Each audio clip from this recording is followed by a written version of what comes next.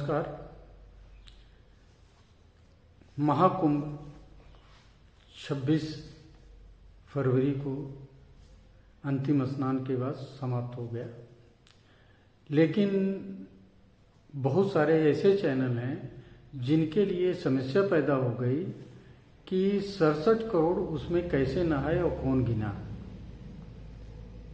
ये वो लोग हैं जो नाम हिंदू है लेकिन इनका धर्म या बौद्ध है या क्रिश्चियन है या ये कन्वर्टेड मुसलमान है। इन लोगों को इतनी चिंता है कि 67 करोड़ कैसे गिना गया। इनको गिनने के लिए सरकार बताए कि मैंने कैसे गिना। यही इनका एपिसोड चैनलों पे चलना पब्लिक के लिए एक सरदर्द बनता जा रहा है।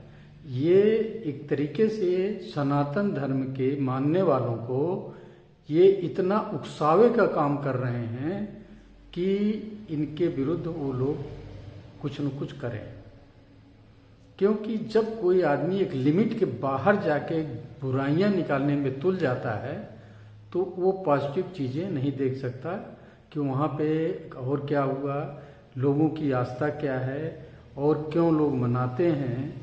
ये सब इनसे कोई लेना देना नहीं। इन्हें बस केवल ये लेना देना उसमें कमियां कितनी थी और कैसे लोग कैलकुलेशन किए और क्या हुआ। मैंने भी देखा वहाँ पर ऐसे ही लोग जो ये क्वेश्चन उठा रहे हैं ये सड़कों पे घूमते मिले। इनसे पूछो कि तुम सड़कों पे घूमने अगर आए थे तो तुम्हारा उद्देश्य क्या था? वहाँ न नहाना था न कुछ था, तो काउंटिंग कर लेते कहीं बैठ के कितने आए और कितने गए। दूसरे से क्यों पूछे जा रहे हैं या सरकार से क्यों पूछ रहे हैं? अगर सरकार बता रही है तो तुम गलत बता रहे हो। तो किसकी कैलकुलेशन को ये लोग सही मानेंगे? ये क्यों बाहर बैठे हुए थे, कैलकुलेशन करते सड़कों पे बैठ के? ये चीज होती है इनको सोचने की बात। और रहा ये कि सरकार ने हर घाट पर जहां पे लोग नहा रहे हैं और उनकी संख्या गिनने के लिए आज की नई टेक्नोलॉजी है, वो आसानी से गिनी जा सकती है। इनको समझ में नहीं आएगा। अब इनको सरकार बताए कि मैंने कैसे कैलकुलेशन किया, कैसे लोग उसमें आ रहे हैं। ये तो इनके लिए महत्वपूर्ण हो सकता है, सरकार के लिए नहीं है। और सनातनी जो वहाँ स्नान करने गए थे महाकुंभ में, उनके लिए भी महत्वपूर्ण नहीं है कि कितने आए और कितने नहीं आए। लेकिन ये है कि महाकुंभ जो था सनातनियों का और बैरागियों का और आपके नागा साधुओं का, ये सारे लोग जो वहाँ पर आके परंपरा के अनुसार अपना जो हमारे वैदिक रीति रिवाज से सब कुछ किया गया वो उनके लिए है। इन आवारागर्दों के लिए ये सारी चीज़ें नहीं हैं और न इनको क्वेश्चन करने का कोई अधिकार है। अगर अधिकार ये इस तरीके से क्वेश्चन कर रहे हैं, पहले अपने धर्म को बताएं। अगर बेधर्म हैं तो इनको बोलने का कोई अधिकार नहीं है। ये धार्मिक मुद्दा है। धार्मिक मुद्दे में कभी भी किसी को दखल देने का, गैर धार्मिक उस धर्म से अलग व्यक्ति का कोई अधिकार नहीं होना चाहिए। ये भी संशोधन की आज की जरूरत है हमारे संविधान में। और सनातन के लोग, हिंदू लोग कभी भी किसी धर्म की गलतियों पे, वो क्या गलत कर रहा क्या सही कर रहा, उस पर कभी कोई सेमिनार नहीं करते। वो अपने धर्म के बारे में सेमिनार करते हैं, अपने धर्म के बारे में क्वेश्चन करते हैं और अपने धर्म की ही बात करते हैं।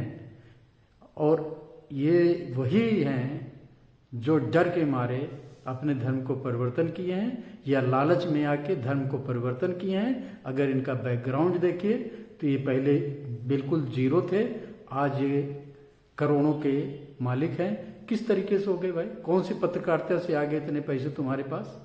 कितनी तनख्वाह थी? ये सारी चीजें सरकार को देखनी चाहिए, सोचनी चाहिए और इनकी जांच भी करानी चाहिए कि लोगों के मुंह पे अंकुश लगे।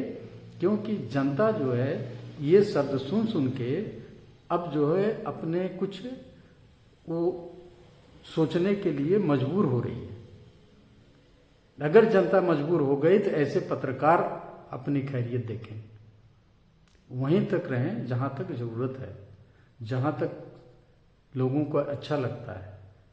इन्हें नहीं पता कि 150-200 किलोमीटर लंबा जाम, 300 किलोमीटर लंबा जाम कैसे हो रहा था, बिना लोगों के आए हुए लग रहा था, हैं? ये सारी चीजें इन्हें सोचने के लिए मजबूर होना पड़ेगा। इन्हें कुछ नहीं दिखता, केवल क्वेश्चन उठाना। कोई भी काम करो उस पर क्वेश्चन उठाना, और वो क्वेश्चन जिसका कोई सिर पैर नहीं। तो मैं कहना चाह रहा हूं कि किसी भी व्यक्ति को किसी धार्मिक मुद्दे पर अगर उस धर्म का है तो उसको जाके अपने आप बात करे। इस तरीके से सार्वजनिक मंच पे